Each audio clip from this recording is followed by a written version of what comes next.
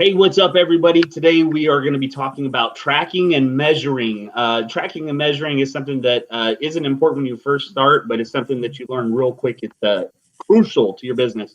So the first experience that I had with this, Kelly and I were on our very first coaching call ever with a coaching company that we couldn't afford. It not paid off. We probably wouldn't have made the next month's rent.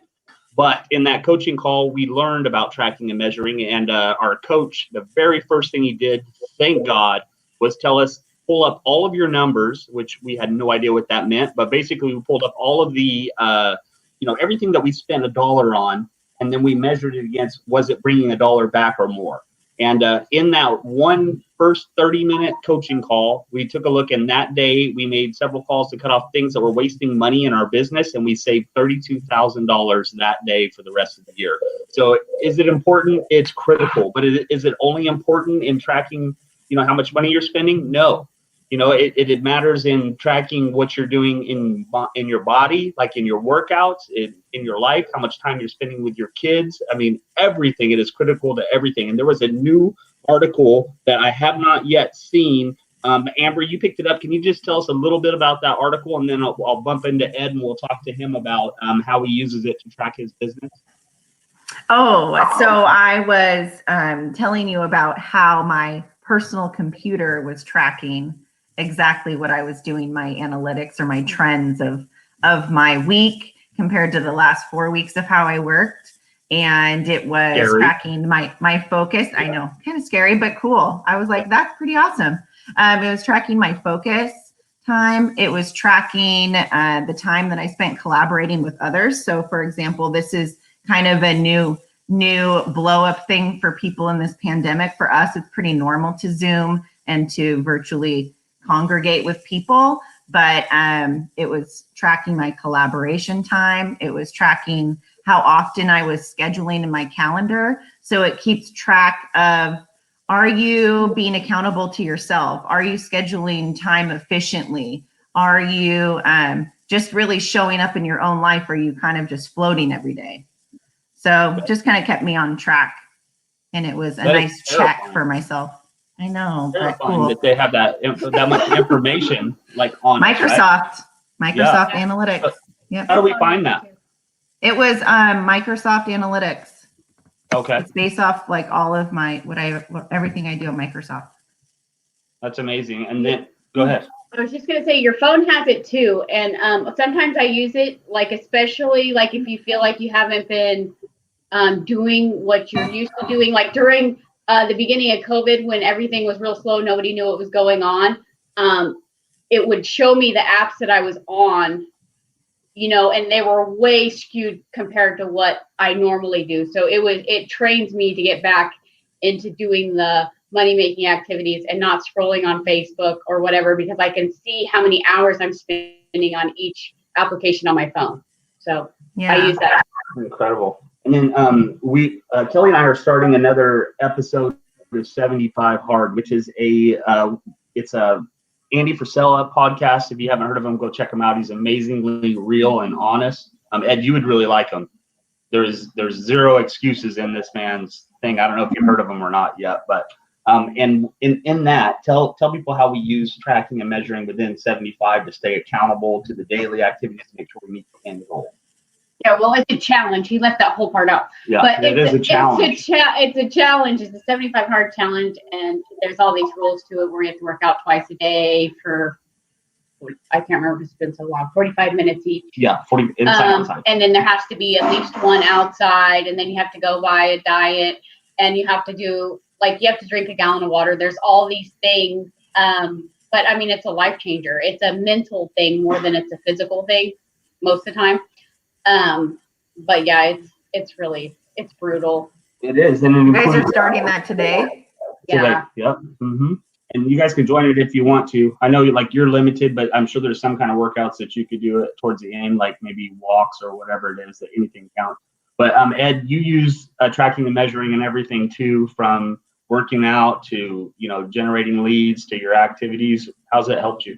So I had, up until I did it, and for anybody out there, if you've never done it, you are going to be shocked at your results. I guarantee you what you think is working for you is not what's really putting the transactions into escrow. I, I urge anybody that hasn't done it to do it.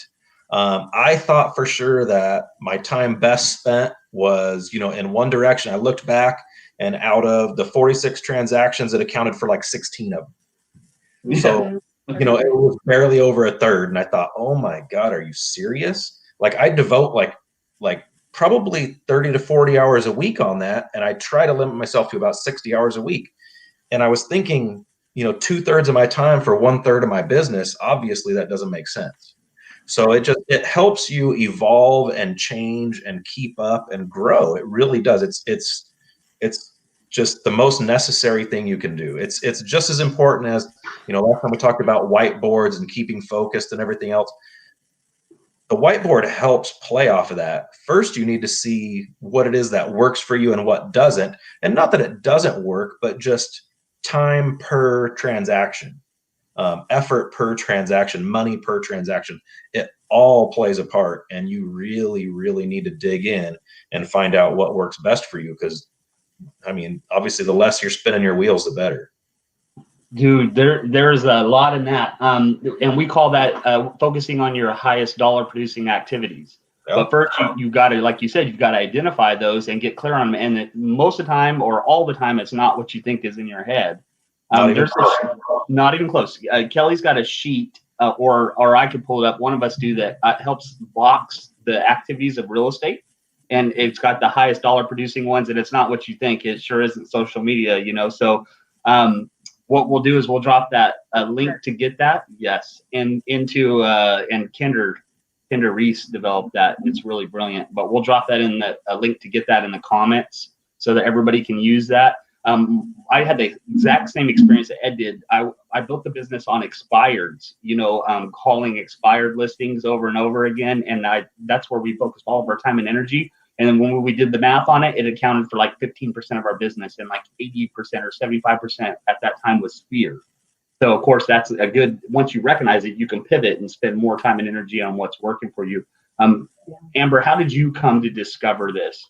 Like what was working in measuring, and how did you identify what was your highest dollar producing activity? So a lot of it too, I think, was our transition to EXP and having those additional platforms available for us, that where I thought, spending $600 on my own website was, the way to go, or spending extra money doing Constant Contact, or extra money doing MailChimp, or extra money doing all these things that were just getting automatically taken out of my account. But was I utilizing those programs? Was it really the ones that were making me money?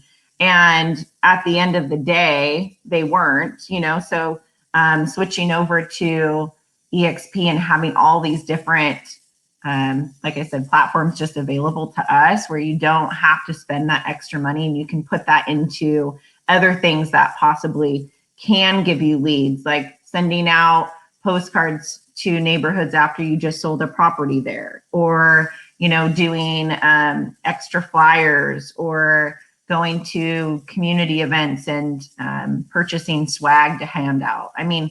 There's just so many other things that you could really spend money on for your budget that are actually in people's forefront, instead of just back end stuff where you feel like you should be spending money there. So yeah, that was a big one for me when I switched over. When we switched over to EXP and partnered with the partners that we have now we got the high level alignment with the coaches and stuff. And that's where we got a program called QuadTrack. And you use that, and you can tell them a little bit about, single day. Tell them about that. And I can send you guys the link to QuadTrack too, but that's where we track our transactions. And I know in EXP, they have the back end and everything, but it's completely different. It's lined out. It tells me how much I have in escrow as far as dollar wise, and how much I have closed that month. And it's each month you put in what's closing, and you put in all the details, and it has all the formulas in the back end that calculate everything for you. And then you can put in your goals and what you did last year and how much you'd have to do and what quarters you do best in. And it's really like I use it every single day. Like that's one of my chores every day is to go in there, update Quadtrack, see where we're at, where we're supposed to be, where we're going, how we're growing. And I'm like a numbers nerd, so I love that kind of stuff. But it's awesome. That's I like cool. that. Yeah, I like that it's predicted too. It actually tells us, based on last year's production and the year before and everything else, our hot months are October, November, so it spreads our goal out long enough to know that, we can slack a little bit in June, but it's hit at hard time in November if we're going to meet our goals just based on our own seasonality. And it's funny because a lot of agents will say, oh, summer's the spot, spring and summer. Well, our biggest quarter is fourth quarter, but we wouldn't know that. We would be like, if you don't track that, like a lot of agents don't, then you're going to buy into the hype that it's all about spring and summer, and you're not going to realize where your actual hot spot is. And it's important to know that and there's something about knowing it that makes you go even harder in that quarter. Yep. Like we know in fourth quarter, so we're like, it's on, It's go time. So Yep. it helps us do even better. And December is always our best month. You know how agents are always complaining about December so slow and everything? December, we crush it. We absolutely crush it in December. And we know we are going to, so it makes us want to crush it even more. Yeah. I think December is my crush it favorite time because my anniversary date comes up on February 1st. So I'm like, all right, I have 2 months of like 100% commissions left, let's do this. Mm-hmm. So, I mean, just like on Friday, I finally closed my capping one, and it's like, all right, let's do this, So we have 8 months to go. But that's awesome. And you got to hit Icon in there and everything else. that's my plan. Awesome. Yep. Icon with a new baby. We'll see how that goes. Perfect. Yep. And then you got your best months are November, December. Ed's are yours too? Do you Mine's do better? actually October, November. Mm-hmm. And what's funny about it, like you guys said and was just mentioned, that once August and then September rolls around, September hits, and I know that I'm going to be putting everything into escrow now. I mean, I'm going into 7-Eleven and I've seen that guy 10 times or 50 times, depending which 7-Eleven. I'm like, dude, did you know that October is the month that I sell the most houses in, like year after year after year? And the guy will be all, huh? I didn't even know you're a realtor. But it's just everything has changed. That's when you just dominate everything and you're out there and you're going to make it happen, just almost subconsciously, just as much as as your focused effort. Isn't that funny? What we believe to be true is suddenly true, even though it doesn't go. But at the same point, we might be that busy in those months because other agents believe it's true that their busy month is June and that it slows down in December. So it seems to line up like it's mindset. Like we know, we're going to rock it in the summer, but when it comes to October, November, December, we're going to crush it. And everyone else thinks that they're, getting ready for Thanksgiving and stuff. So you got to protect your mind. It's just kind of in our blood to dominate when other people are ready to settle down, Yeah. So. We're a little too stubborn to say the world's going to tell us we're not going to be busy. Yep. Which is awesome. So we know that tracking and measuring works in tracking leads, how much we're spending and all that stuff, and identifying what's actually working is a better way to go than guessing at it, even though we know in our head, because what you believe is a lie, right? So you let your beliefs get in your way. But like Ed, you use it in working out. When we started working out, trying to beef up to 200 pounds when we're in our early 20s, like we had a whole tracking method, right? Yeah, we'd write it down every workout. We'd record it, put it on paper, and then next week you're looking at exactly what you did last week, and you're trying to one up yourself. And it's all about drive and determination and everything else. It's all business related. A lot of it, so much of it is mindset. Last time we talked, you talked about the Roger Bannister 4-minute mile. Yeah. And those breakthroughs, those mental breakthroughs are what just open the floodgates. Yeah. And really it's hard to explain and it's hard to get people to understand until they experience it. You know, if you're a newer agent and, you know, you're thinking to yourself, man, it would be so good to close, I don't know, 3 transactions a month. And we might be there and we think the person's doing really good. And then they'll say something like that. And you kind of do a double take, like, huh? Like, well, what's wrong? Why are you not closing 3 a month? Everybody should be closing 3 or 4 or 5 a month. Yeah. And once they do it, then all of a sudden the light bulb goes off and you realize this is not rocket science. This is, you know, this is all about working hard and staying focused. Accountability. Yeah. And then it's going to happen month after month after month, you know, but it has to happen that first time. And people just build things up and put these walls in front of them to where it's so hard to do this or it's so hard to do that. And until they break through, you know, it's crazy to me how people set up these obstacles without thinking about it, and they put up their own blockades. So why aren't each one of us doing 1,000 transactions a year like Tom Daves? If we know that, right? So for me, and tell me if I'm wrong here, we just don't go through and set up the processes and put the people in the places that they need to be and everything else. We just don't do it. We all know that there is a better way to do transactions than we do it. And we get hung up with where we're at. It's all 4 of us, we all know in our minds right now, okay, if I was starting in a new area and I had to build up my rep, build up my, you know, my base and everything else, and I got an escrow, what would I do first? And all 4 of us would do something different, most likely, than what we're doing right now. Yeah. Oh yeah. Mm-hmm. So what is it? Are we like, because we're at this level, we're dealing with in a sense the same exact thing as somebody that's watching this that's brand new, that needs to change their mindset. Yet we're sitting here right now in front of each other with limited beliefs, excuses, and everything else, right? So, you know, Curtis Johnson's watching this right now, and he's looking at the 3 of us, and he's thinking, "Oh goodness, you know, you guys are so right, but why aren't you applying it in your own lives?" But there's breakthroughs that happen along the way, right? So we each get to a new spot, and we start to let comfort set in a little bit, and we get used to doing it the way we did it, and adding admin, or, you know, changing up something that may help us expand those systems and those processes can be a little overwhelming. So, you know, maybe if we unpack how do we grow from here today, you know, it might help somebody that's new with their own mindset, right? What do you guys think? Yeah. I'm calling this out.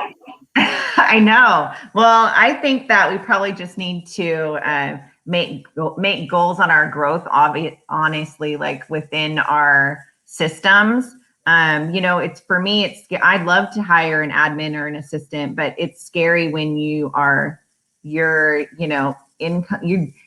someone else is dependent upon you, right? Where you feel like, okay, if I make this commitment that like they depend on me, but really in order to grow and produce more and to, you know, do all of that, we need support. So I think that we all need to make the step to get an assistant. Yeah. And I don't just mean assistant by no means, but I mean, you know, like we all get to the next level, and there's a process. There's a time where we got to grow in our own mindsets and stuff. And do we even want it? You know, like as you start to grow, you get to a place where, you know, a lot of things have to change for you to go to the next level. And is it worth it to you at that time? Yeah. Do you want that? Yeah. Yeah. So, and I think one of the most critical steps of deciding if you want it more is, you know, getting clear, you know, like sitting down, like Kelly and I have a process where we go get a hotel room with a big spa in it, and we separate from the kids in our environment. And we talk about, you know, what do we really want out of life? What's next for us? And then we unpack the whole thing and we say, how do we get there? What do we need to learn, you know, to get to the next level? How do we need to grow? Who are the people that can help us get there the fastest? And who's already built out the systems and processes that we're going to need to get there? And then we chip away at that goal daily. So we have our top 3 priorities that we're supposed to work on every day. I said supposed to because we don't always hit it, but, you know, we know what those things are, and that helps us align with growth. And it's not always production. Like right now, we're stepping back to work on our bodies because I ate the crap out of COVID-19 for the last month, put on a bunch of weight, so I've got some things to fix. But what do you say? Yeah, I mean, when we have a lot of agents that are struggling and they come in and they ask us, what's going wrong, then I'm always like, you're focusing on being an agent and focusing on being transactional, and you're not focusing on being a business owner. And that's really what it boils down to. All this tracking and measuring and, figuring out where you want to go and where you're at by writing everything down and being real with yourself.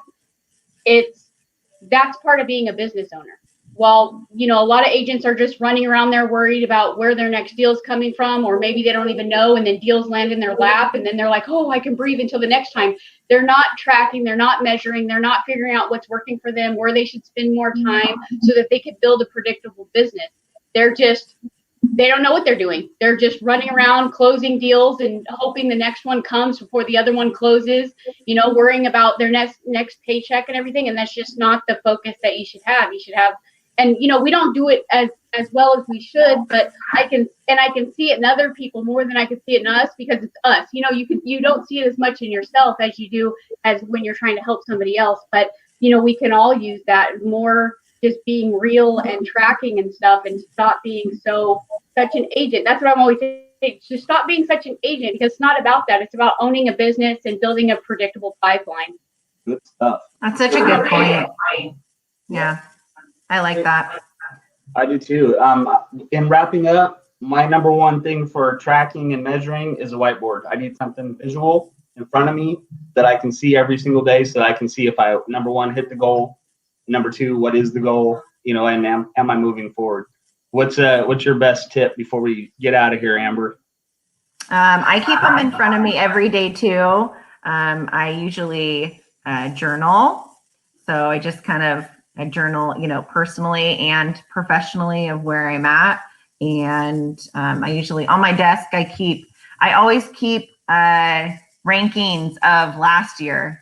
Oh, so yeah. I'm like super competitive. So I always keep it in my forefront of where I'm at, where I've been in the past, where I want to go. Do I want to stay there? How much more do I want to produce than I did last year? So I'm competitive with myself and other people also. I mean, that's fun, right? So, Yeah. but that's kind of what I do. I just keep it in my forefront also.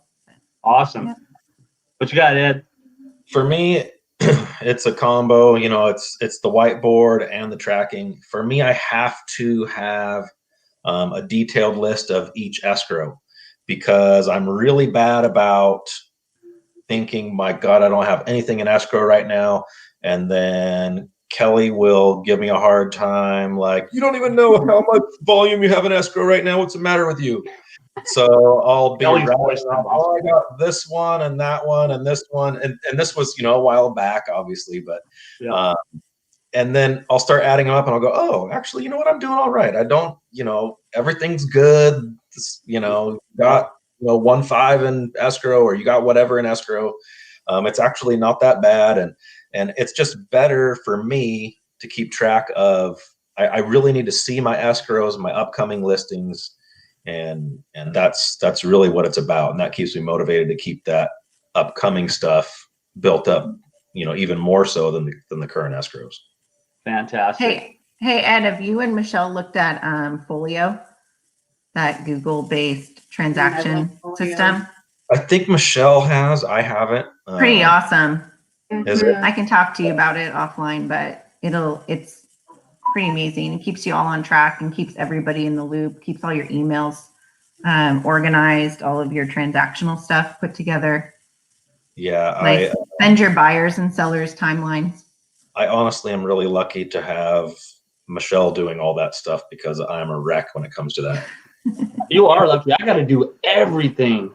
Another assistant, Steve, besides that one. All right. Well, I'm going to sign off. I wanted to say hi to a few people here. I want to say good morning back to Tanya Long, and thank you, Olivia. We love you. Good morning, Rudy Gonzalez and Nick Krim, the king of social media. Let's grow. All right, guys. Thanks for jumping on with us today. It's good seeing you guys. And then hopefully we can do this. Thank you. Bye. Bye.